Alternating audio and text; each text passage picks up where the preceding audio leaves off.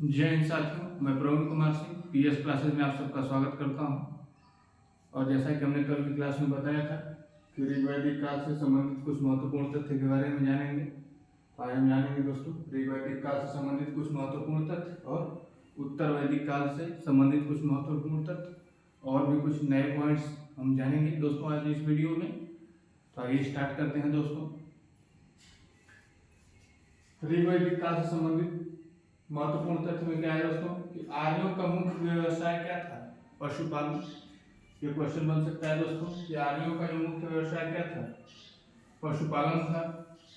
आर्यों का समाज कैसा था? पितृ प्रधान या पितृसत्तात्मक आप कह सकते हैं। तो आर्यों का जो समाज था कैसा था दोस्तों? पितृ प्रधान। इससे क्या है क्वेश्चन बार बार बनता रहता है। गाय को अधन्या की श्रेणी में रखा गया, यानी ऋग्वैदिक काल में गाय को अधन्या की श्रेणी में रखा गया। अधन्या का अर्थ होता है दोस्तों न मारने योग्य पशु, जिसकी हत्या न की जाए, उस श्रेणी में इसको रखा गया। किसको? गाय को। ठीक है। आर्यों का सर्वाधिक प्रिय पशु कौन सा था? घोड़ा। यानी अधन्या जो थी वो न मारने योग्य पशु की श्रेणी में थी, लेकिन जो सर्वाधिक प्रिय जो पशु था वो कौन सा था? घोड़ा आर्यों का। और सर्वाधिक प्रिय देवता कौन थे? आर्यों के सर्वाधिक प्रिय देवता कौन थे? इंद्र। आर्यों द्वारा खोजी गई धातु लोहा थी। पूछा जाए कि आर्यों द्वारा खोजी गई धातु कौन सी थी, तो आपका जवाब होगा दोस्तों लोहा। ऋग्वैदिक काल में सबसे महत्वपूर्ण तथा पवित्र नदी कौन थी? सरस्वती। ऋग्वैदिक काल में सबसे महत्वपूर्ण तथा पवित्र नदी कौन थी? सरस्वती। ऋग्वेद में गंगा का उल्लेख एक बार, यमुना का उल्लेख 3 बार और सिंधु नदी का सर्वाधिक बार उल्लेख हुआ है।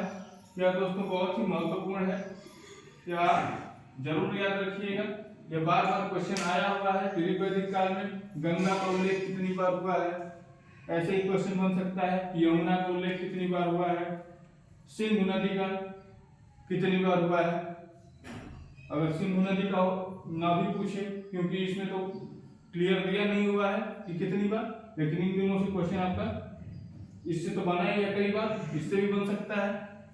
ठीक है। अगर इससे बनेगा भी तो ऑप्शन में जरूर दिया होगा कि सर्वाधिक बार। ठीक है। तो ये था हमारा ऋग्वैदिक काल से संबंधित महत्वपूर्ण तथ्य। अब हम जानेंगे दोस्तों उत्तर वैदिक काल से संबंधित महत्वपूर्ण तथ्य के बारे में। तो शुरू करते हैं दोस्तों। सर्वाधिक प्रिय देवता इसमें कौन थे? ऋग्वैदिक काल में सर्वाधिक प्रिय देवता कौन थे? इंद्र। और इसमें कौन हो गए? प्रजापति। उत्तर वैदिक काल में सर्वाधिक प्रिय देवता कौन हो गए? प्रजापति। वर्ण जो है व्यवसाय की बजाय जन्म के आधार पर हो गया। इसमें हमने कल बताया था वीडियो में, इसमें क्या था? वर्ण व्यवस्था क्या थी? वर्ण जो है व्यवसाय के आधार पर था। वर्ण व्यवस्था जो है व्यवसाय के आधार पर थी। यहाँ पे क्या हो गया है? जन्म के आधार पर हो गया। ठीक है। जन्म से ही जो है वर्ण जो है निर्धारित हो गया, जन्म के आधार पर निर्धारित होने लगा। ठीक है।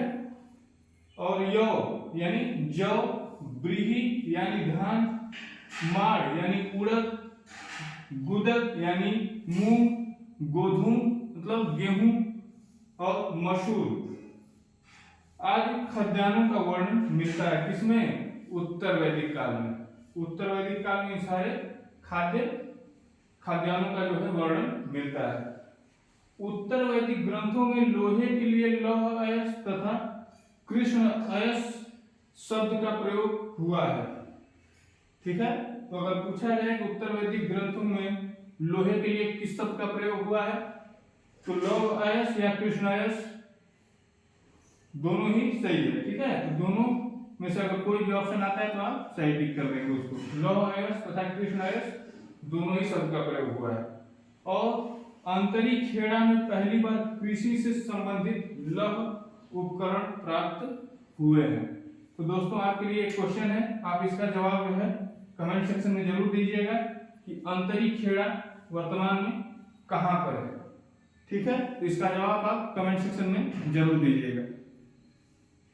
अब दोस्तों कुछ और भी पॉइंट समझाने के जिससे क्वेश्चन बार बार बनते हैं, तो इसको भी हमने इस वीडियो में कवर कर दिया है, तो एक बार इसको भी जान लीजिए आप लोग, बस आप ध्यान से सुन लीजिए। क्या है, भारत के कुछ ऋषि मुनियों ने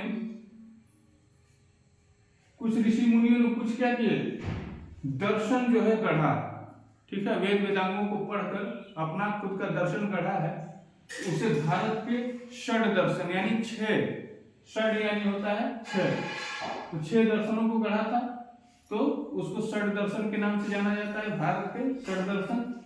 उसमें कौन से मुनि ने कौन सा दर्शन गढ़ा है उसको जान लेते हैं एक बार दोस्तों। सांख्य दर्शन किसने गढ़ा था, कपिल ऋषि, सांख्य दर्शन। तो ऐसे क्वेश्चन बनता है कि सांख्य दर्शन किससे संबंधित है, तो ऑप्शन में आ जाएगा कपिल ऋषि, गौतम ऋषि, पतंजलि गढ़ा, ऐसे ही ऑप्शन आपको ऐसे ही क्वेश्चन बनेंगे, ठीक है, चाहे जिस भी दर्शन से पूछा जाए तो ऐसे ही क्वेश्चन बनेगा। तो हम जानेंगे कि सांख्य दर्शन किसने गढ़ा था, कपिल ऋषि, न्याय दर्शन किसने गढ़ा था, गौतम ऋषि ने, योग दर्शन पतंजलि, वैशेषिक दर्शन कणाद ने, वैशेषिक दर्शन कौन किया था, कणाद।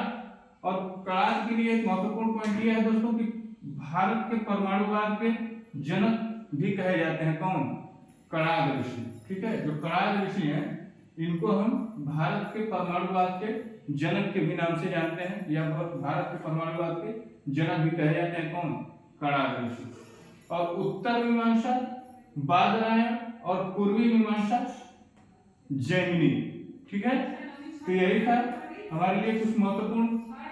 अब इसके बाद हम जानेंगे दोस्तों, एक बार एक इसको रिवीजन ही समझ लीजिए कि हमारे वेद कितने हैं, 4, जो कि आप जानते हैं, हमने पहले ही वीडियो में बताया था।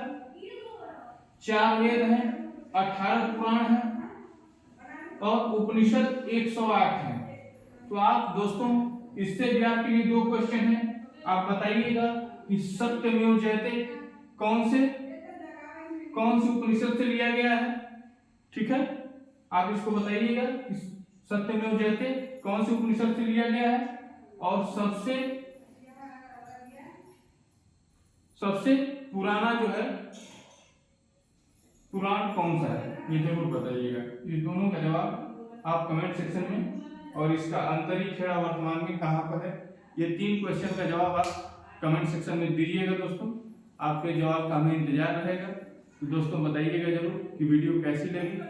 अगर वीडियो पसंद आई हो तो चैनल को लाइक और सब्सक्राइब करिएगा, बेल आइकन को दबा दीजिएगा, और जितना हो सके दोस्तों अपने दोस्त मित्रों तक शेयर करिएगा, ताकि हमारे कुछ सब्सक्राइबर बढ़े, ठीक है, जिससे हमें कुछ मोटिवेशन मिले, ताकि क्लासेस और बेहतरीन तरीके से हम ले सकें। धन्यवाद, जय हिंद।